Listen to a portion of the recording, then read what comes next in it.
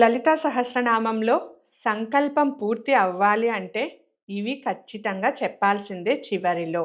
ఏంటది అంటే ఈ వీడియోని చివరి వరకు చూడండి. మీకే అర్థమవుతుంది. కిందటి వీడియోలో మనము సర్వాభీష్ట ఫల సిద్ధ్యర్థే గురించి చెప్పుకున్నాము. దాని తరువాత వచ్చేదేంటంటే సర్వాభీష్ట ఫల సిద్ధ్యర్థే జపే వినియోగః. అంటే శ్రీ లలితా రహస్య సహస్రనామాలలో న్యాస ప్రక్రియలో చివరిగా వచ్చేది జపే అన్న పదం.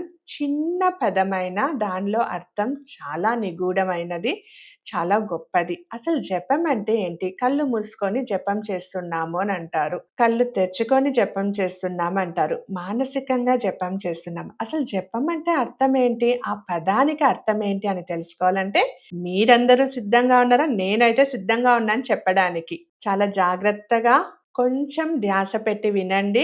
ఎందుకంటే చాలా విలువైన పదం. 2 అక్షరాలే అయినా మీ జీవితాన్నంతా మార్చేస్తుంది.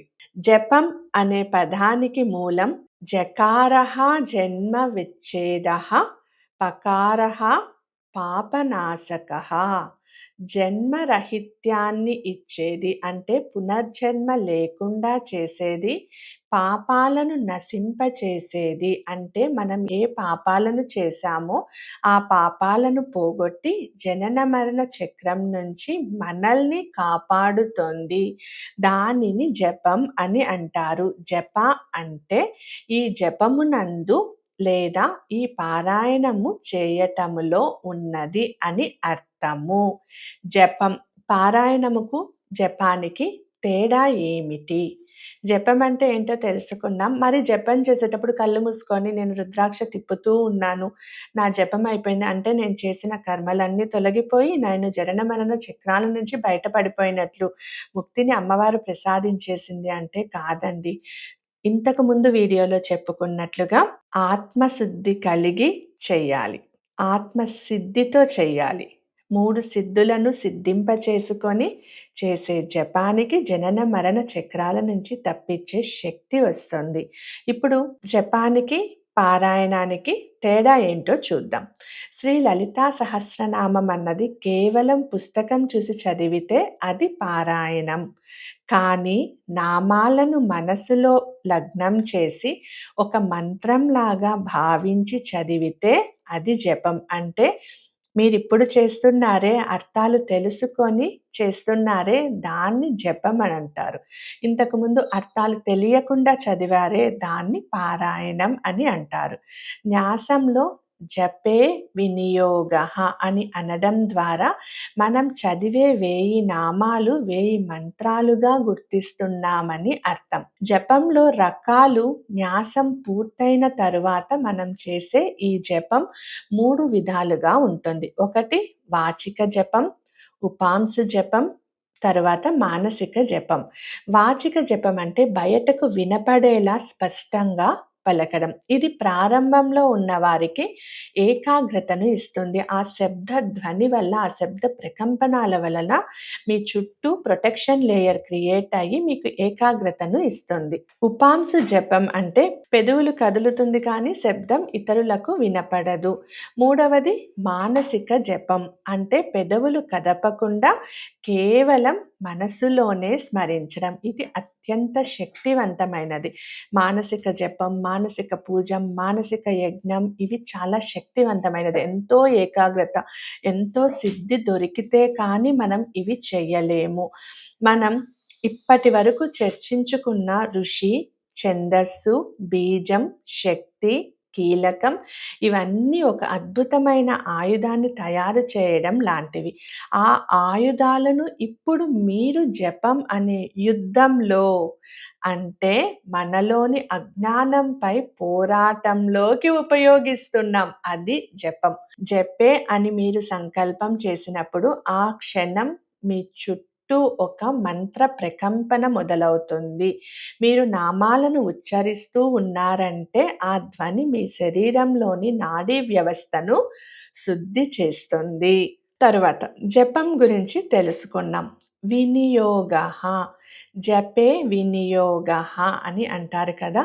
వినియోగః అంటే లలితా సహస్రనామాలలో ఒక్కొక్క పదానికి ఒక్కొక్క అర్థం ఉంది. న్యాసంలో కూడా ఒక్కొక్క క్రియకి ఎంతెంత చిన్న చిన్న పదాలకే ఎంత గూఢార్థాలున్నాయి కదా!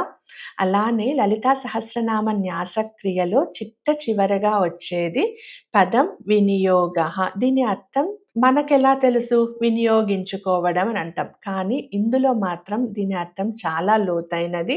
ఇది మనం చేసే పారాయణముకు ఒక పవిత్రమైనటువంటి గుర్తింపును ఇస్తుంది. అదే ముగింపుని ఇస్తుంది. సాధారణ అర్థంలో వినియోగం అంటే ఉపయోగించడం లేదా కేటాయించడం. దాని గురించి పక్కకు పెట్టడము. ఒక క్రియ గురించి ఈ వస్తువును వినియోగిస్తున్నానంటే దీన్ని నేను పక్కకు పెడుతున్నాను అని అర్థం.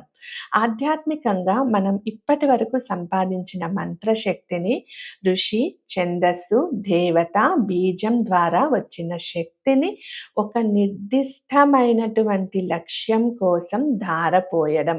మీరు ఒక బాణాన్ని విల్లు పైన పెట్టి లక్ష్యం వైపు గురిచూసి ఆ బాణాన్ని వదలడాన్నే వినియోగం అంటారు. ఇందులో బాణాన్ని విల్లు పైన పెట్టడం అంటే న్యాసం చేయడం, లక్ష్యం వైపు చూడటం అంటే సంకల్పం చేయడం, ఆ బాణాన్ని వదిలి సిద్ధింప చేసుకోవడమే వినియోగం అంటారు.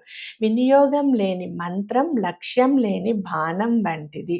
అందుకే అది ఎక్కడికి వెళ్ళాలో తెలియక మధ్యలోనే ఆగిపోతుంది. జపే వినియోగః.